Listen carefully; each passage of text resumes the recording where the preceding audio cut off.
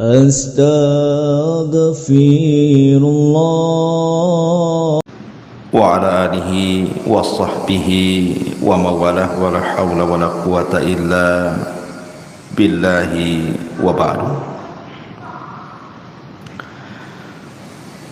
Alhamdulillah, segala puja dan puji hanya milik Allah subhanahu wa ta'ala. Salawat dan juga salam kita hadiahkan kepada Rasul kita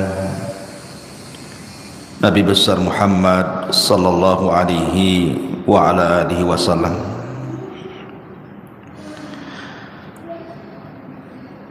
Ma'asyiral muslimat yang dimuliakan Allah subhanahu wa ta'ala,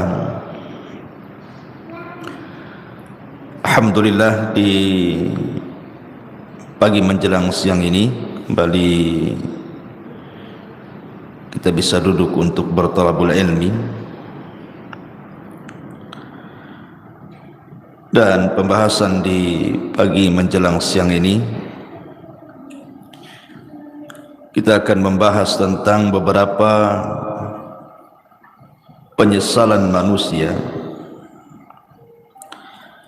di hari yang tidak ada guna penyesalan itu di hadapan Allah subhanahu wa ta'ala.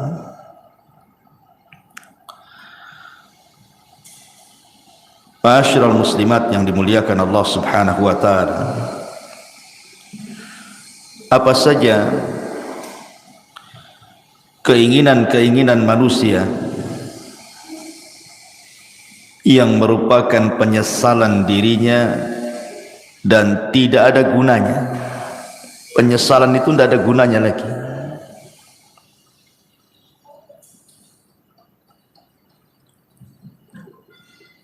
Kalau kita lihat di kehidupan kita ini, kita bertanya kepada orang-orang yang diberikan kekayaan oleh Allah subhanahu wa ta'ala, pasti keinginan mereka itu ingin bertambah kaya lagi. Karena biasanya orang-orang yang diberikan dunia itu mereka tidak akan puas dengan dunia yang dimilikinya. Makanya Anas bin Malik radhiyallahu an mengatakan, menukilkan sabda Nabi sallallahu alaihi wasallam, "Lau anna libni Adam wadiyan min dhahab." Kalau seandainya anak Adam ini memiliki satu lembah semua emas, ahabba ayyakuna lahu wadiyan, pasti dia berkeinginan untuk menambah 2 lembah emas lagi. Walan yamla'a fahu illa turab wa yatubullahu ala man tab. Dan orang ini tidak akan puas mengejar cita-citanya untuk mengumpulkan dunia kecuali tanah yang menimbunnya. Kalau sudah ditimbun tanah, baru tahu, barulah dia menyesal. Ma'asyiral muslimat yang dimuliakan Allah azza wa jalla, setiap manusia itu pasti akan melewati padanya sakaratul maut. Tidak ada satupun manusia pasti akan melewati yang disebut dengan sakaratul maut. Karena Allah subhanahu wa ta'ala mengatakan, wajaat sakratul maut bil haq dzalika ma kunta minhu tahid. Dan akan datang sakaratul maut, dan itu sebuah kebenaran. Itulah yang membuat manusia lari padanya. Apabila malaikat maut sudah dekat dengan kita, dan malaikat-malaikat pembantu malaikat maut ikut serta di dalamnya yang disebut dengan Rasulul Maut, Rasul-Rasul kematian. Ketika malaikat maut mulai mencabut nyawa kita, maka dimulai dari ujung jari jemari setiap manusia Kemudian ruh itu berjalan sedikit demi sedikit sampai di tenggorokan. Ketika nyawa di tenggorokan inilah, maknanya manusia sudah tidak akan selamat lagi. Hatta idza balagatit tarak wa qila man rah. Sampai ketika ruh itu sampai di tenggorokan manusia, tidak ada yang bisa meruqyah dia, mengembalikan ruh ke dalam jasadnya. Disitulah dia terbayang keinginan-keinginan, penyesalan-penyesalan yang tidak ada guna penyesalan itu. Apa saja penyesalan-penyesalan yang akan dirasakan saat detik orang sakaratul maut itu? Walaupun dia menjerit kepada Allah Subhanahu wa ta'ala untuk dikembalikan ke dunia, melaksanakan penyesalan yang sudah ia tinggalkan, baik perkara yang harus dilaksanakan atau perkara yang harus ditinggalkan, percuma saja penyesalan kala itu. Inilah kita akan bahas beberapa penyesalan-penyesalan ketika orang berada fi firashil maut, tempat tidur kematian. Apa saja penyesalan-penyesalan itu? Ma'asyiral muslimat yang dimuliakan Allah Azza wa Jalla, kita harus bedakan keinginan orang-orang yang beriman saat detik-detik kematiannya dengan cita-cita orang-orang yang mereka jauh daripada keimanan. Maka penyesalan mereka tidak ada gunanya. Contoh saja umniyatus salihin, kehendak dan cita-cita orang-orang saleh. Apabila ruhnya sudah dicabut, kemudian badannya berada di atas keranda kematian, kemudian dibawa ke kuburan, maka orang-orang soleh akan mengatakan saat jasadnya dibawa ke kuburan, qaddimuni qaddimuni, segerakan aku, segerakan aku, segerakan aku, segerakan aku. Maksudnya jangan dilambatkan jalannya supaya cepat dikubur, karena dia tahu di hadapan dia ada nikmat yang luar biasa.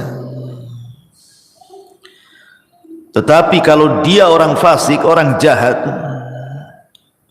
maka dia akan berteriak kepada orang-orang yang membawa jasad dia ke kuburannya dan mengatakan, ya wailaha aina yadhhabuna biha. Celaka, celaka, hendak kau bawa kemana jasadku ini? Dia pun berteriak-teriak, tidak ada yang mendengar selain makhluk-makhluk di luar manusia dan jin. Ma'asyiral muslimat yang dimuliakan Allah Subhanahu wa ta'ala, apabila seorang yang beriman betul-betul sudah dimasukkan ke dalam kuburan, kalau dia meninggal karena mati syahid, maka dia akan meminta kepada Allah Subhanahu wa ta'ala untuk dikembalikan ke dunia. Untuk apa? Untuk berperang kembali dan mati syahid kedua kalinya, dan itu kemuliaan baginya. Makanya Jabir bin Abdullah radhiyallahu anhu pernah menceritakan saat kematian ayahnya Abdullah ibn Haram. Jadi saat kematian Abdullah ibn Haram, Jabir bin Abdullah ini, dia merasa sedih. Bagaimana tidak ayah tercintanya satu-satunya harus mati syahid di Uhud. Kemudian sambil memeluk ayahnya yang sudah tidak bernyawa itu, maka Nabi SAW mengatakan, ya Jabir, tabki aw la tabki, wallahi ma kallama Allahu ahadan qat min wara'i hijabin wahiyan abaka fakallamahu kifahan bila turjuman. Jabir menangis ataupun engkau tidak menangis, sungguh Allah subhanahu wa ta'ala tidak pernah bicara pada siapapun di balik tabirnya secara wahyu kecuali bapakmu. Bapakmu diajak bicara oleh Allah tanpa penerjemah,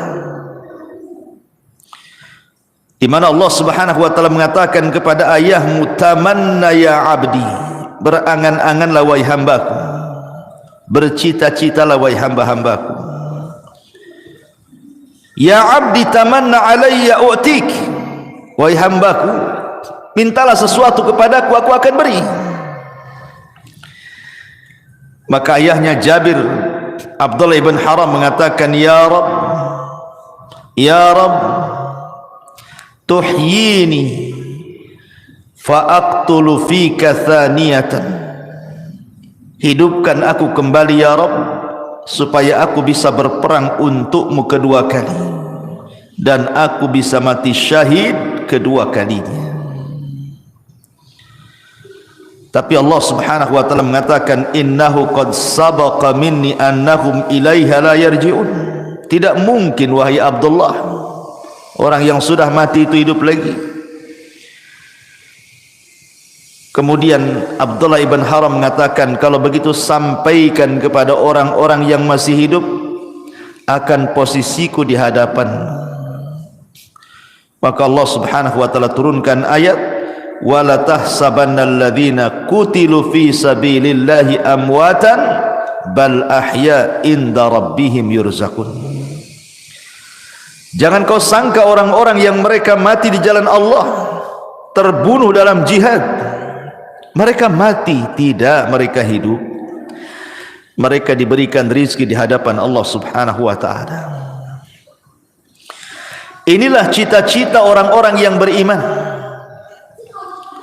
Walaupun cita-cita ini mustahil dilakukan, mustahil terkabulkan, tapi cita-cita mereka mulia, ingin hidup kembali, ingin berperang karena Allah, dan ingin mati syahid kedua kalinya.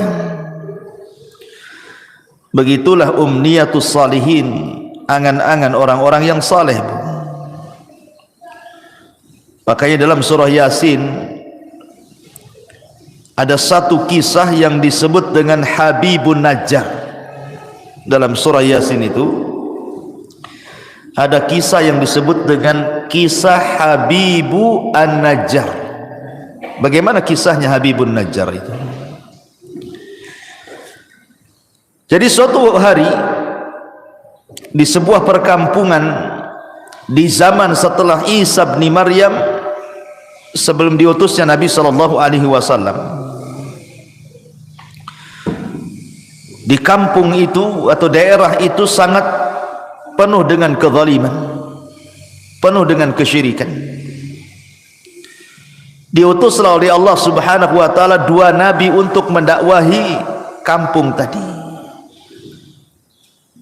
Ada yang mengatakan bahwa dua orang ini bukan nabi, tetapi murid-muridnya Isa bin Maryam untuk mendakwahi daerah tersebut, tapi didustakan oleh kaumnya. Akhirnya Allah subhanahu wa ta'ala mengutus satu lagi untuk menguatkan yang dua orang yang sedang berdakwah itu, tapi didustakan lagi, sampai akhirnya tiga utusan ini hampir dibunuh. Datanglah seorang laki-laki yang bernama Habibun Najjar, yang sudah beriman sebelumnya kepada tiga utusan ini, memperingatkan orang-orang yang menentang tiga utusan itu. Kemudian malah dia jadi sasaran pembunuhan. Niatnya membela para utusan, akhirnya dibunuh oleh orang kampung itu. Ketika dia mati, maka ruhnya diperlihatkan sorga dan kenikmatan-kenikmatan di dalamnya, sampai Allah katakan qila dkhulil jannah, masuklah kau Habibun Najjar ke dalam sorga. Qala, maka Habibun Najjar mengatakan, ya laita qaumi ya'lamun bima ghafara li rabbi wa ja'alani minal mukramin. Duhai kiranya kaumku tahu, duhai kiranya kaumku tahu dengan apa yang Allah berikan dari ampunannya kepadaku, dan dia telah menjadikan aku orang-orang mulia. Tentu mereka tidak akan mendustakan para utusan itu, katanya. Itulah umniyatus salihin, cita-cita, keinginan-keinginan orang-orang soleh apabila sudah meninggal. Akan tetapi di sana ada yang disebut dengan umniyatut talihin, keinginan, cita-cita, penyesalan dari orang-orang yang tidak memiliki keimanan, orang fasik, orang jahat. Tetapi keinginan mereka hanyalah sebuah penyesalan, tidak ada guna. Apa saja itu? Pertama, mereka akan menyesal karena mereka meninggalkan sholat. Orang-orang yang sedang sakaratul maut ataupun orang-orang yang sudah mati, maka mereka akan menyesal kenapa ketika mereka masih sehat, masih hidup normal, mereka meninggalkan sholat. Ini yang akan jadi penyesalan orang-orang yang sedang sakaratul maut itu. Kenapa dulu aku meninggalkan sholat? Sampai-sampai disebutkan dalam hadis Abu Hurairah radhiyallahu anhu, suatu hari Nabi SAW lewat di sebuah kuburan. Kemudian Nabi bertanya, man sahibu hadal qabri, siapa yang dikubur di sini? Rasul bertanya kepada para sahabat, siapa orang yang dikubur di kuburan ini? Maka para sahabat mengatakan, fulan wa fulan, fulan dan fulan wahai Rasul.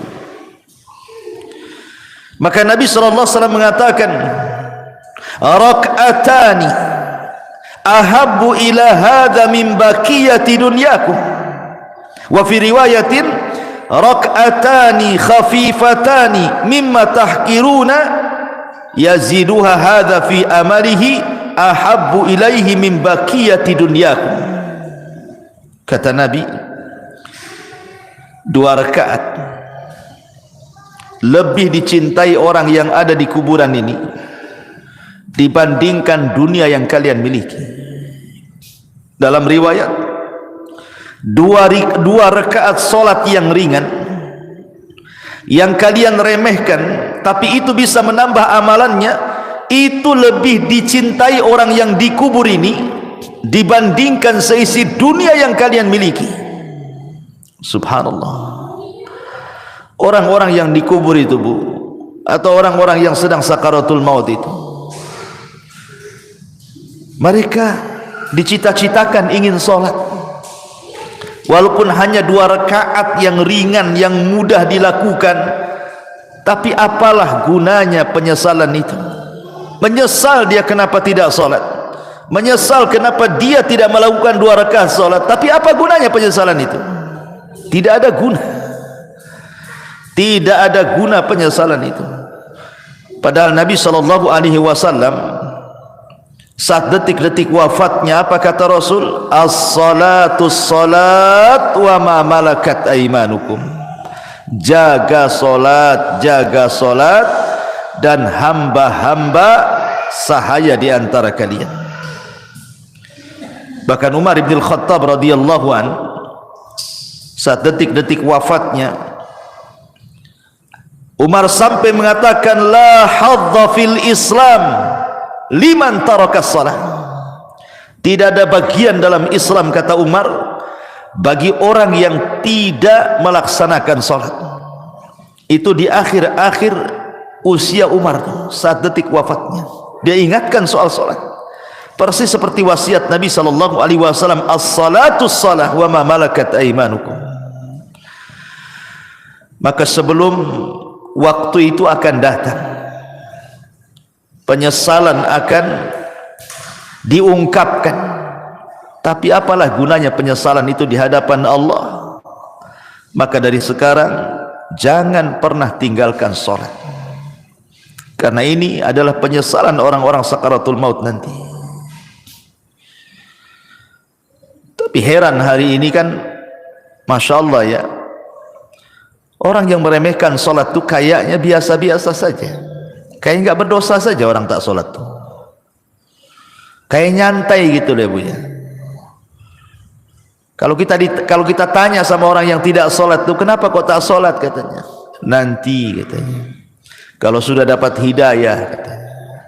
Ngomongnya enak saja kayak gitu juga. Bukankah engkau seorang muslim, kenapa kau tidak sholat, katanya. Entah kenapa saya malah sholat, katanya. Kayaknya bukan beban bagi dia gitu ya. Padahal orang yang meninggalkan sholat itu bisa kafir tuh. Kata Nabi sallallahu alaihi wasallam, al-ahdu bainana wa bainakumus salat faman tarakaha faqad kafar. Perbedaan kita loh dengan orang kafir itu salat. Kalau dia meninggalkan salat berarti apa bedanya dengan kafir? Makanya Rasul mengatakan faman tarakaha faqad kafar. Siapa yang meninggalkan bisa kufur dia. Maka Bu, nasihati kalau ada keluarga yang tidak salat, ajarkan salat. Suruh mereka sholat. Jangan sampai datang waktu di mana dia ingin sholat, tapi keinginannya hanya menjadi penyesalan bagi dia, karena tidak ada guna. Nyawa sudah di tenggorokan, itu sudah nggak ada guna lagi taubat. Innallaha yaqbalu taubata abdin ma lam yugharghir. Sungguhnya Allah subhanahu wa ta'ala itu hanya menerima taubatnya seorang hamba sebelum nyawa di kerongkongan. Ini yang pertama. Penyesalan yang kedua, as-sadaqah, sedekah. Allah subhanahu wa ta'ala mengatakan dalam surah Al-Munafikun ayat 100, ayat 10 sampai 11, wa anfiqu mimma razaqnakum min qabli an ya'tiya ahadakumul maut fayaqula rabbi laula akhartani ila ajalin qarib fa asaddaqa wa akum minas salihin walan yuakhirallahu nafsan idza jaa ajaluha wallahu khabirum bima ta'malun. Allah subhanahu wa ta'ala sudah mengingatkan jauh-jauh hari sebelum datang detik-detik kematian itu. Infak, perbanyak sedekah dari rizki yang kami rizkikan kepada kalian sebelum datang satu hari kematian akan menjemput kalian, dan kalian mengatakan Rabbi ya Rabb laula akhartani ila ajalin qarib, kalaulah engkau hidupkan aku sesaat, kalaulah engkau sembuhkan aku sesaat, apa yang terjadi? Fa asaddaqa wa akum minas salihin, aku janji aku akan sedekah dan aku akan menjadi orang baik.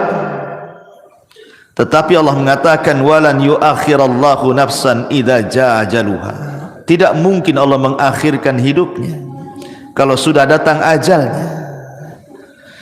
Tidak mungkin Allah mengakhirkan hidupnya, mengembalikan nyawa yang sudah ditenggorokan dikembalikan kepada badannya kalau sudah ditetapkan hari itu dia harus mati. La yastakhiruna sa'ata wa la yastaqdimun. Kalau kematian itu datang tidak mungkin diakhirkan, tidak mungkin dimajukan pas waktunya. Disitulah penyesalan datang. Ketika nyawa ditenggorokan, mulailah dia terpikir, teringat dengan harta yang selama ini dikumpul-kumpulkannya. Harta itu bukan harta kita, Bu. Harta itu harta Allah.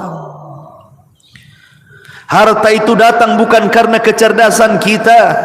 Harta itu datang bukan karena jerih payah kerja keras kita, bukan pula karena jabatan-jabatan kita. Tidak, semua harta itu datang dari Allah. Makanya Qarun ketika mengatakan innama utituhu min ilmin indi, harta itu datang karena kecerdasanku, Allah katakan fa khasafna bihi wa bidarihil arda, kami tenggelamkan si Qarun dan seluruh kekayaannya. Ya, karena kekayaan itu bukan milik Qarun, kekayaan itu milik Allah. Semua kekayaan itu milik Allah, tidak ada secuil pun milik kita. Allah hanya minta sedikit dari harta kita itu. Allah tidak minta banyak seperti zakat. Allah hanya minta 2,5% dari 85 gram emas itu. Tidak banyak. Apalagi itu harta bukan harta kita, harta Allah. Tetapi karena manusia zuyyina linnasi minasyahwat, dihiasi syahwat-syahwat dunia inilah, akhirnya dia bakhil. Dia baru tahu setelah nyawa di tenggorokan, baru dia sadar, kenapa dulu aku tidak sedekah? Laula akhartani ila ajalin qarib fa asaddaqa wa akum minas salihin. Kenapa aku tidak sedekah ketika aku sehat? Maka bagi anda yang Allah subhanahu wa ta'ala limpahkan rizki yang luas, dengan mudah anda mencari rizki itu tanpa ada kesulitan, itu nikmat yang besar yang Allah subhanahu wa ta'ala anugerahkan kepada anda. Banyak-banyaklah sedekah, karena Rasul yang mengatakan maluka ma akalta fa afnaita wa ma labista fa ablaita wa ma tasaddaqta fa abqaita. Hartamu, kata Rasul, yang kau makan pasti habis, yang kau pakai pasti usang, yang kau sedekahkan itulah yang bermanfaat untuk kematian. Karena apabila seseorang meninggal dunia, Bu, nyawa sudah dicabut oleh Allah, yang pertama terpisah dari badan ibu itu adalah harta. Yang pertama terpisah dari badan ibu adalah harta. Pertama orang mati ini dicabut nyawanya, yang pertama berpisah hartanya. Tidak ada hubung kait dia dengan harta lagi. Bahkan sekaya apapun orang yang meninggal itu, tetap saja sama keluarganya dibelikan kain kafan yang harganya murah, Bu. Bukan karena dia orang kaya kafannya mahal, tidak, kafannya pun tetap itu juga yang sangat murah, tidak berharga tuh.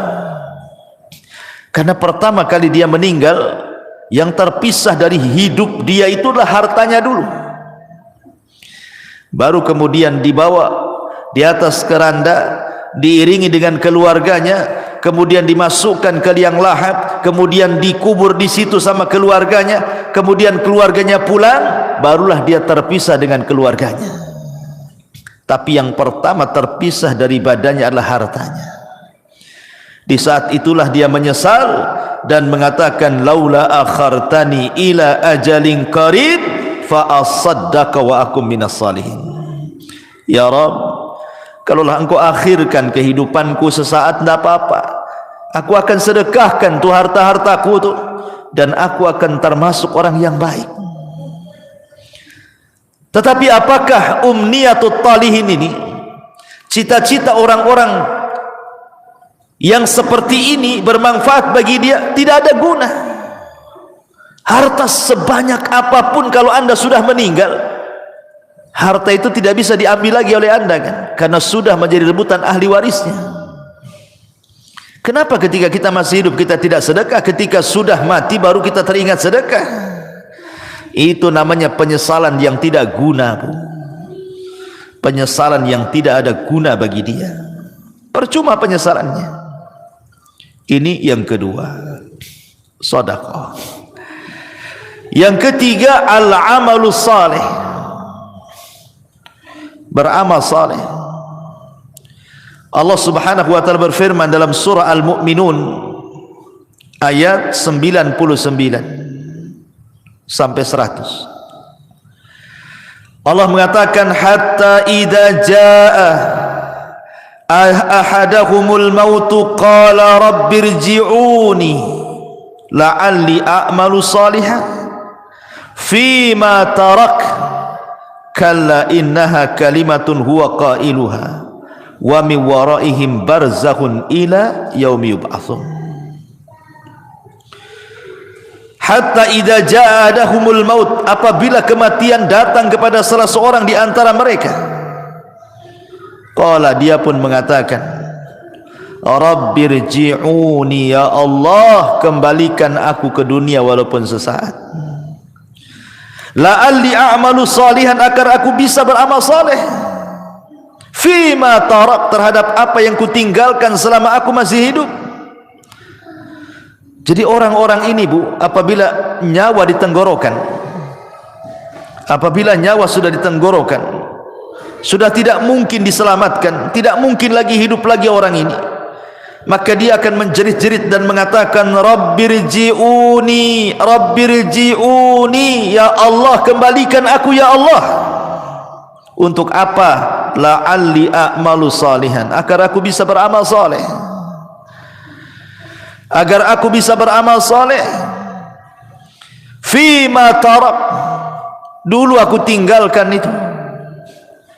Tapi Allah bantah dengan mengatakan, kalla innaha kalimatun huwa qailuha, ya Abdullah, mustahil, itu angan-anganmu saja, mustahil kau dikembalikan, itu angan-anganmu saja. Wa min waraihim barzakhun ila yaumi yub'atsun, karena antara dirimu dan dunia itu ada dinding pemisah yang disebut dengan barzah, mustahil kau kembali ke dunia. Maka sebelum datang penyesalan yang tidak ada guna itu, Bu, perbanyak amal soleh, perbanyak amal soleh. Amal soleh kan banyak, baik yang bermanfaat untuk diri sendiri ataupun amal soleh yang bermanfaat untuk orang lain. Sekecil apapun amal itu pasti akan dibalas oleh Allah. Wa man ya'mal mithqala dzarratin khairan yara wa man ya'mal mithqala dzarratin syarran yara. Tapi apalah gunanya umniyatu talihin ini? Kalau sudah detik-detik wafat tiba-tiba mikir amal saleh, enggak ada guna, enggak ada gunanya. Yang ada dia akan dipertanggungjawabkan di hadapan Allah Subhanahu wa taala. Ini yang ketiga. Yang keempat, orang-orang yang akan menyesal saat detik-detik sakaratul maut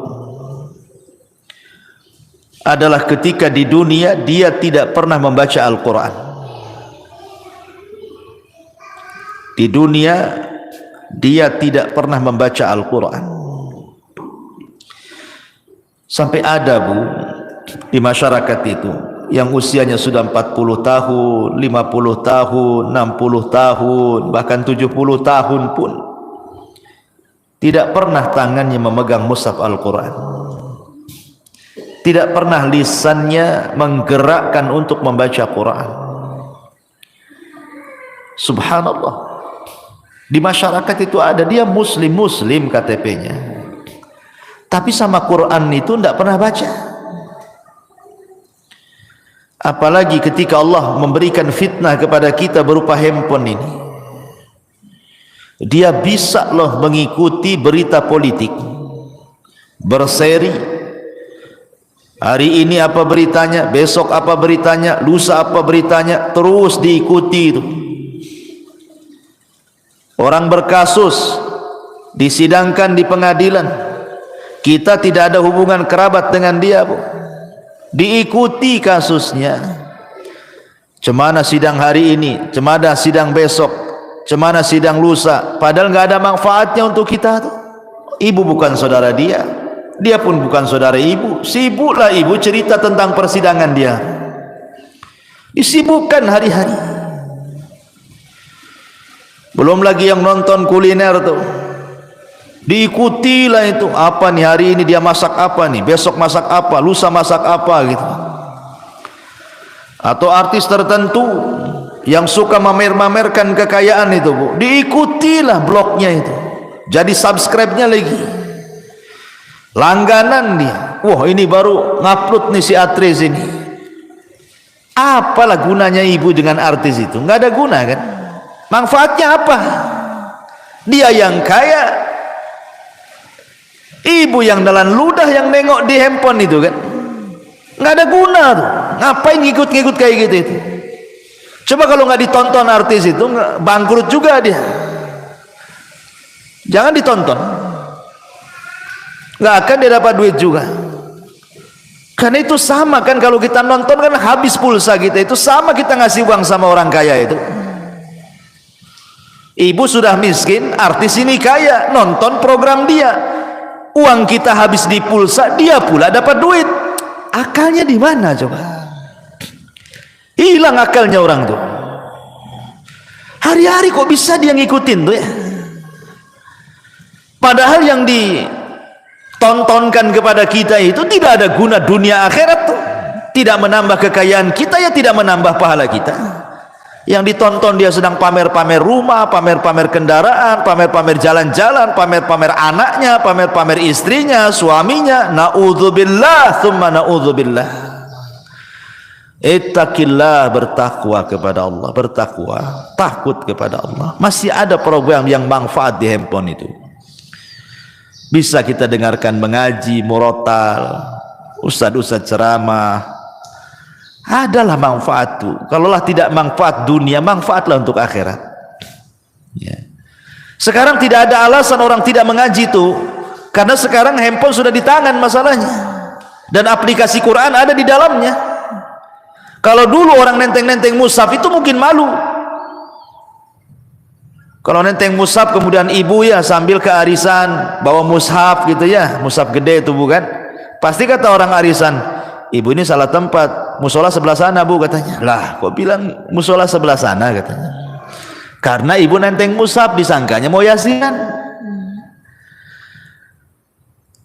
Tapi kalau sekarang ini kan nenteng-nenteng handphone ini nggak ada orang malu. Justru kalau ndak punya handphone malu pula dia. Lalu apa alasan kita nanti di hadapan Allah kalau Allah bertanya, kenapa ibu tak baca Quran?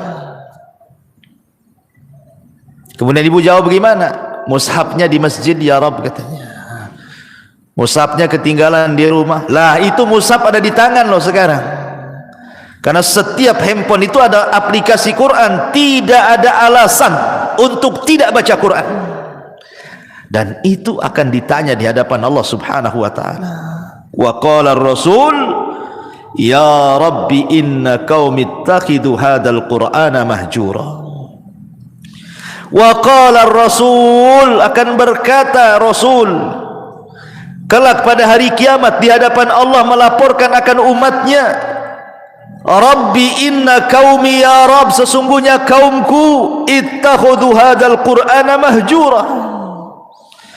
Sepeninggalku mereka sedikit demi sedikit meninggalkan Al-Quran, meninggalkan untuk memegangnya, meninggalkan untuk membacanya, meninggalkan untuk merenungkannya, meninggalkan untuk mempelajari tafsirnya, meninggalkan untuk mengamalkannya, bahkan melanggar isi-isinya. Mahjur. Ini akan datang suatu hari penyesalan, Bu. Ketika detik-detik nyawa di tenggorokan, maka orang akan teringat dengan Al-Quran. Karena salah satu pertanyaan itu juga Quran itu. Wa ma imamu, siapa pimpinanmu itu? Ikut siapa kamu ini? Jawabannya Quran. Jangan sampai detik-detik penyesalan itu datang dan tidak ada guna. Saat ruh sudah di tenggorokan, tiba-tiba kita berpikir dengan Quran, apa gunanya lagi? Anda sudah tidak bisa baca Quran, Anda saja dibacakan Quran. Orang yang detik-detik wafat itu kan sibuk tuh orang-orang baca Quran. Anda saja ditalkinkan tidak bisa ngomong, macam mana mau baca Quran? Apa nunggu kita tidak bisa menyebut kalimat kecuali la ilaha illallah baru terpikir ingin baca Quran? La ilaha illallah. Jangan. Ini akan jadi penyesalan yang tidak ada guna nanti. Dari sekarang kalau ada waktu baca Quran. Baca Quran. Ya. Ma'asyiral muslimat yang dimuliakan Allah Subhanahu wa taala. Kemudian yang berikutnya penyesalan yang akan datang adalah dia akan menyesal kenapa di dunia dia tidak berkawan dengan kawan-kawan yang saleh. Karena di dunia ini kan orang terkadang menghabiskan waktu dengan kawan-kawan yang tidak ada manfaat untuk akhirat. Kita lihat para pengusaha, orang-orang kaya itu, ya kawannya sesama pengusaha kan. Kalau orang miskin ya sama orang miskin lah kawannya kan. Pengusaha tak mau juga berkawan sama ibu pula. Ya. Biasanya kan begitu kan, kawan itu kan seprofesi itu, pemanya olahraga lah kan itu. Kalau pemain bola ya pasti berkawan dengan pemain bola. Nah mungkin lah pemain bola berkawan dengan bulu tangkis, gak nyambung tuh. Lah terkadang, subhanallah, kadang-kadang ya kita tidak hendak membicarakan lain-lain, ini hanya sekedar nasihat saja ya. Kadang ada orang tuh bergelut dengan dunia olahraga. Anggaplah dia mungkin timnas gitu ya. Hari-hari main bola saja tuh. Pagi latihan bola, siang latihan bola, sore latihan bola. Kawannya dengan orang-orang bola itu saja tuh. Besoknya gitu lagi, besoknya gitu lagi. Terkadang di antara mereka ada yang meninggalkan sholat, bahkan tidak sholat, bahkan mungkin kawannya orang kafir yang jelas-jelas kafir kan gitu.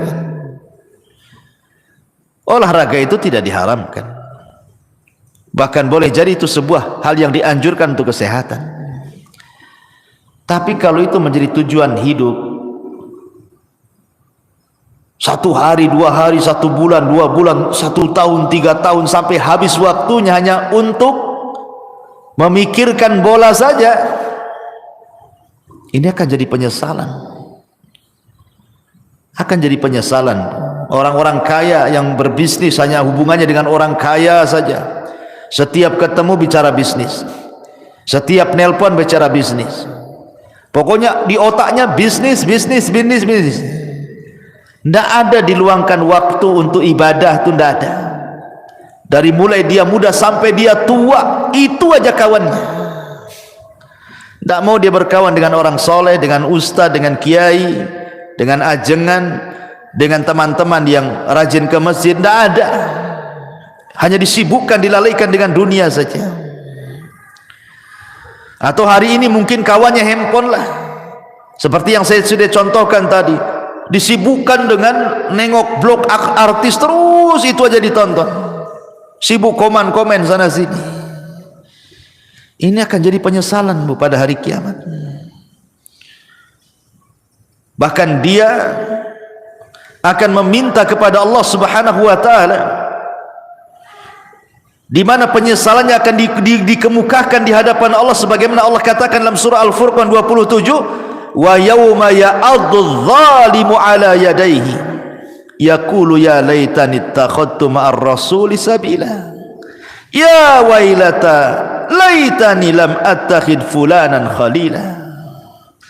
Pada hari di mana orang zalim menggigit jarinya dan mengatakan, duhai celaka, kenapa ketika aku masih sehat di dunia aku tidak mengambil Rasul sebagai kawan?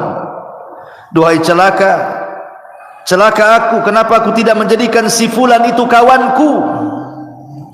Makanya Hasan Al-Basri mengatakan, istaghfiru min sahibikumus salih fa innahu yanfa'ukum yaumal qiyamah. Cari teman-teman yang soleh, cari teman-teman yang baik, karena itu akan bermanfaat pada hari kiamat bagi pelakunya. Nanti akan menyesal kita Bu. Kita hari-hari sama si fulan, si alan, dihabiskan waktunya hanya untuk jalan kemari dengan si fulan, si alan itu, ngobrol dengan si fulan, si alan itu, lupa bertahun-tahun, sampai lupa sholat, lupa puasa, lupa baca Quran, lupa zakat, macam-macam. Kan ada orang disibukkan hari-hari dengan itu saja kan Bu. Lah nanti akan jadi penyesalan. Cari teman-teman yang baik, cari teman-teman yang saleh, supaya jangan jadi penyesalan di hadapan Allah Subhanahu wa taala. Ini kalau orang sudah sakaratul maut, tiba-tiba kemudian berpikir, kenapa aku tidak ke masjid bersama orang-orang yang salat di masjid? Kenapa aku tidak mengaji bersama orang-orang yang mengaji? Kenapa aku tidak membaca Quran bersama orang-orang yang baca Quran? Gak ada guna tuh. Gak ada guna, itu hanya umniah saja, angan-angan, cita-cita saja tuh. Karena nyawa sudah di tenggorokan, apalah gunanya itu?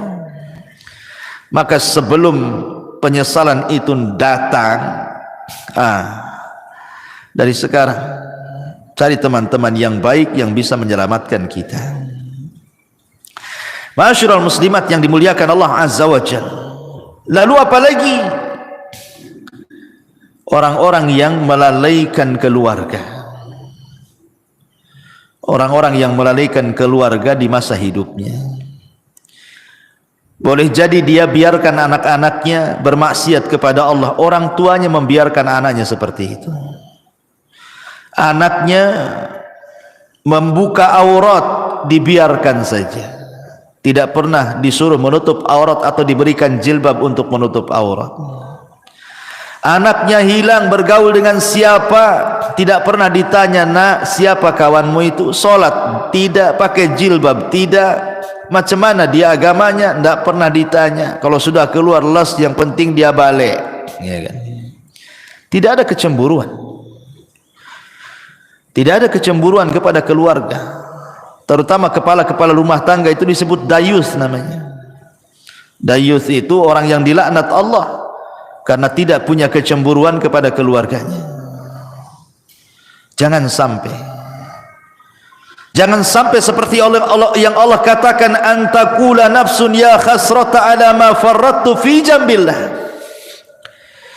Jiwa akan mengatakan, duhai aku rugi, ma farrattu fi jambillah, berapa banyak kemudian kelalaian-kelalaian yang aku lalaikan di sisi Allah. Aku tidak mengurus keluargaku, tidak bertanggung jawab kepada keluargaku, tidak mengarahkan mereka ke dalam agama, tidak mengarahkan mereka untuk salat, untuk baca Quran, untuk belajar agama. Semua akan ditanya nih, semua akan ditanya, dan akan menjadi penyesalan kelak pada hari kiamat.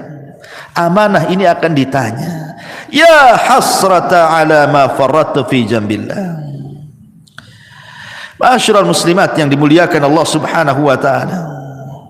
Maka sebelum itu terjadi, arahkanlah orang-orang tua, ibu-ibu, supaya anak-anak itu menjadi anak yang soleh dan soleha. Karena itu manfaatnya untuk kita masalahnya. Apabila ibu sudah meninggal, siapa yang mendoakan itu kalau bukan anak-anak? Ibu sudah tidak bisa beramal di kuburan itu. Ibu hanya menanti doa anak-anak yang mengatakan, Rabbighfirli wali walidai, ya Allah ampuni aku dan kedua orang tuaku. Itulah harapan kita ketika masuk kuburan itu, adalah transfer doa-doa ampun dari anak-anak kita. Dan itu tidak mungkin dilakukan anak kecuali kita yang mendidik anak itu dari kecil sampai dia menjadi anak soleh dan soleh, baru dia akan doakan orang tuanya. Dan ini akan jadi penyesalan, kenapa dulu saya tidak didik anak saya. Pernah saya ceritakan kan sama ibu, saya itu waktu di Kijang, Tanjung Pinang sana, saya disuruh untuk memandikan jenazah. Ustaz, bisa nggak mandiin jenazah? Bisa, ada waktu insyaallah. Jadi saya datanglah ke rumahnya, saya mandikan jenazah, saya juga kafani bapak yang meninggal itu, kemudian saya sholatkan. Ketika jenazah itu dari rumah hendak diangkat ke musola, karena dekat musolahnya dari rumahnya itu. Kan biasa bu, kalau ada orang meninggal kan depan rumah pasti sudah dipasang terop, kursi-kursi sama RT di situ itu. Jadi setelah kemudian jenazah itu di masjid, coba saya tanya, mana keluarganya, biar dia di saf pertama mau saya bimbing supaya dia mendoakan orang tuanya, karena kan doa yang paling mustajab itu doa ketika sholat jenazah kan Bu, bagi si mayat itu, dan itu doa terakhir anaknya kan gitu. Habis itu tidak akan melihat lagi kekanak-kanak akan dikubur. Jadi saya panggil lah, mana anaknya? Jadi orang-orang mengatakan tuh anaknya tuh sedang duduk-duduk di kursi itu di terop, di bawah terop tuh katanya.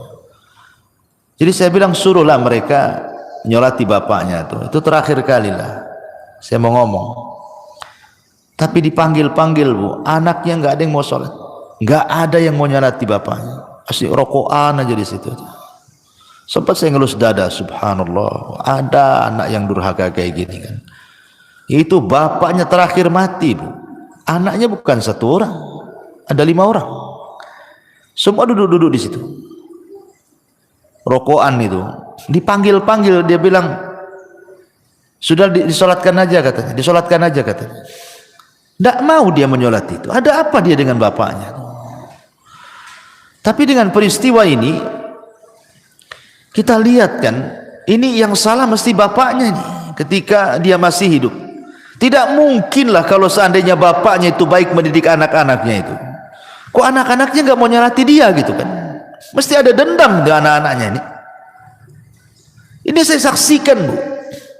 Apa menunggu seperti ini gitu ya kan? Orang tua ketika meninggal mau nyolatkan saja anaknya tidak mau gitu kan? Nauzubillah. Ini penyesalan yang tidak ada guna orang seperti ini. Karena kalau sudah besar anak itu bisa melawan orang tuanya. Betapa banyak orang-orang tua yang sakit hati kemudian bercita-cita, nak kalau kau tahu durhaka kepadaku di dewasa ini, sudah kecekik kau di masa bayi biar mati. Banyak tuh orang tua itu yang menghendaki kematian anaknya karena kurang ajar dia kan. Di masyarakat kan banyak yang seperti ini Bu ya. Jadi janganlah kemudian sampai datang pada waktunya tiba-tiba kita menyesal. Ketika nyawa di tenggorokan dia menyesal kenapa dulu dia tidak mendidik keluarganya, tidak mengarahkannya, tidak menasihatinya, tidak menjadikan mereka anak-anak yang saleh dan salehah. Umniyatut talihin, yang seperti ini umniyatut talihin, bukan umniyatus salihin namanya. Angan-angannya orang-orang jahat, percuma, nggak ada guna ya. Maka inilah perkara-perkara Bu, jangan sampai seseorang itu di detik-detik wafatnya banyak hal yang dicita-citakan tetapi tidak mungkin terlaksana dan tercapai karena sudah tidak ada lagi hubungan antara kehidupan dunia. Kita sudah masuk alam barzah, masalahnya alam kematian, ada barzah di situ pemisah. Dan kalau orang sudah masuk kubur itu tidak mungkin sholat, puasa, zakat, haji, tak mungkin. Dia sedang sibuk dipertanggungjawabkan di hadapan Allah semua amalannya, sedang ditanya man rabbuka wa man nabiyuka wa madinuk. Sehingga disitulah banyak orang yang menyesal. Wallahu a'lam bishawab. Inilah perkara-perkara yang akan menjadi bahan penyesalan bagi orang-orang saat detik-detik wafat ataupun setelah kematian.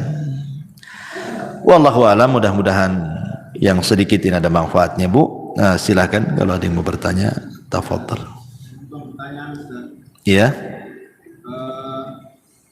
Apa tanggung jawab anak tatkala ada orang tua kita yang tidak bisa membaca Quran, sementara mereka giat menyuruh anaknya belajar membaca Al-Quran supaya tidak seperti mereka? Apa yang harus dilakukan anak apabila orang tuanya tidak bisa baca Quran tapi orang tuanya nyuruh-nyuruh baca Quran gitu? Iya. Kiat anak tetap menasihati orang tua. Orang tua tetap harus baca Quran. Setua apapun ibu, tetap harus baca Quran. Baca Quran itu tidak terbatasi waktu dan usia. Justru makin tua, makin rajin baca Quran harusnya. Ustadz ibu saya tak bisa baca Quran. Macam mana tuh? Tapi dia nyuruh-nyuruh saya untuk belajar Quran. Ambil positifnya. Dia kan sudah nyuruh baca Quran, berarti itu positif tuh. Jangan ambil negatifnya. Ah, ngapain ibu aja nggak baca Quran, saya ikut-ikut lah kan gitu.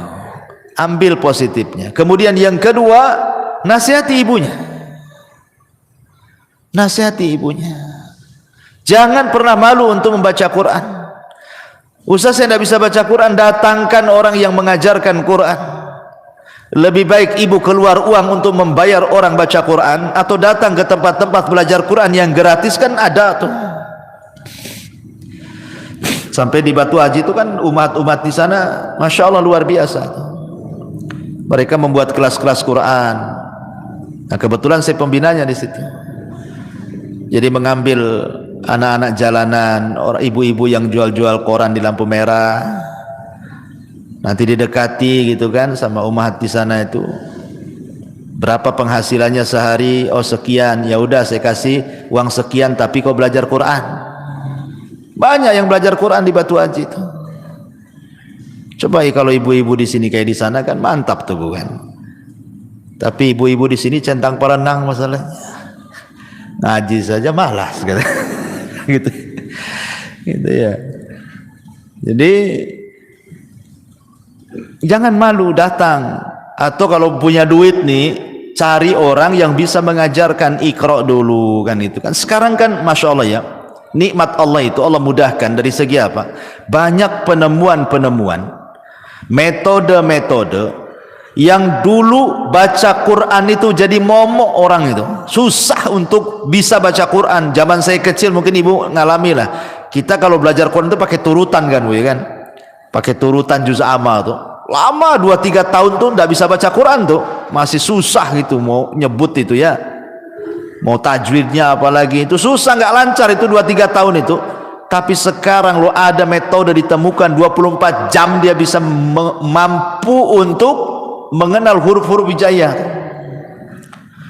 Ditemukan metode tuh, metode 3 hari bisa baca Quran, metode 10 hari bisa baca Quran. Allah mudahkan loh semuanya dengan ditemukan metode-metode mudah. Lah sekarang sudah ditemukan metode-metode mudah, kok tidak mau belajar Quran? Dulu orang-orang dulu ketika susah ditemukan metode-metode ini sehingga 2-3 tahun baru lancar itu, oh sampai dipecut-pecut sama orang tuanya.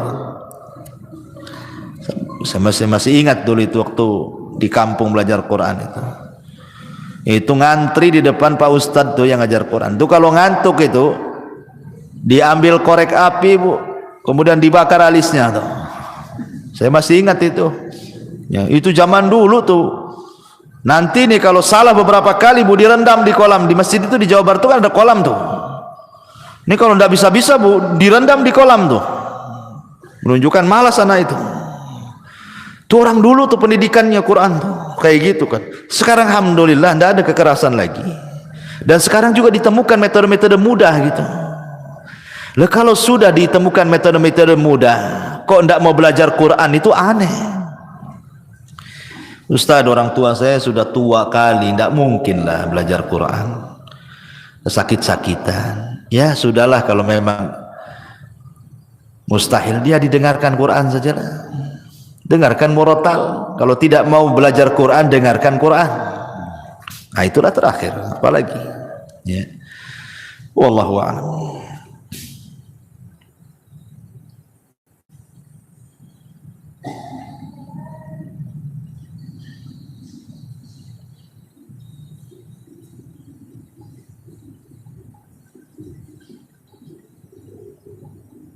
Lagi ibu.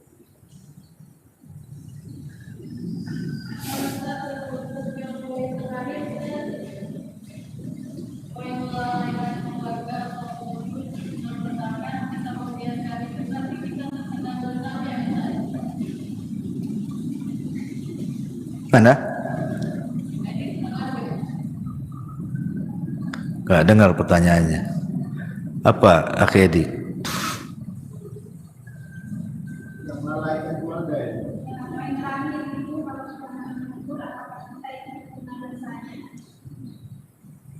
Yang melalaikan keluarga semasa hidup Ustaz. Nah, tatkala kita tidak menegur, apakah kita terkena dosanya?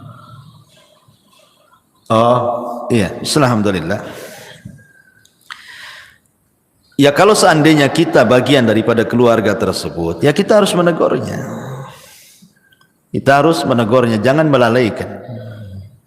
Kalau kita bagian daripada keluarga tersebut, itu dalam rangka tanasuh wa tawasau bil haqqi wa tawasau bis sabri namanya. Saling tanasuh dengan kebenaran. Tegur.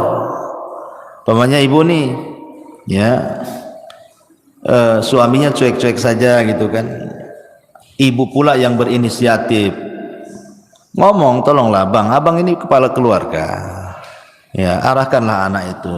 Saya sudah coba juga ngarahkan anak, tak bisa-bisa gitu kan. Kerja saling mengingatkan, kan memang harus begitu, tanasuh saling mengingatkan. Kadang ada waktu-waktunya lalai, waktu-waktunya lupa, ya harus diingatkan. Atau umpamanya ibu mengingatkan keluarga saudara. Keluarga saudara umpamanya ibu punya adik, sudah berkeluarga lah gitu. Hidupnya jauh dari agama. Ya ibu nasihatilah, dek, janganlah kayak gitu. Ya sholat, ya sekolahkanlah anakmu itu di sekolah-sekolah Islam, gitu kan. Itu bagian tanasuh, walaupun itu bukan tanggung jawab ibu itu. Karena kalau sudah adik atau kakak itu kan sudah berkeluarga, kan sudah beda kamar kan gitu, Pak ya. Ya, tetapi kan dalam rangka tanasuh ya tidak apa-apa, kita sampaikan saja kepada keluarga. Itu dalam rangka dakwah kepada keluarga, ku anfusakum wa ahlikum nara. Jaga diri kalian dan keluarga kalian dari api neraka. Ya tidak apa-apa, terus diingatkan saja. Wallahu a'lam. Taib, saya kira cukup. Sudah 11:30. Subhanakal bihamdika, asyhadu an la ilaha illa anta astaghfiruka wa atubu ilaik. Allah ta'ala. Assalamualaikum warahmatullahi wabarakatuh.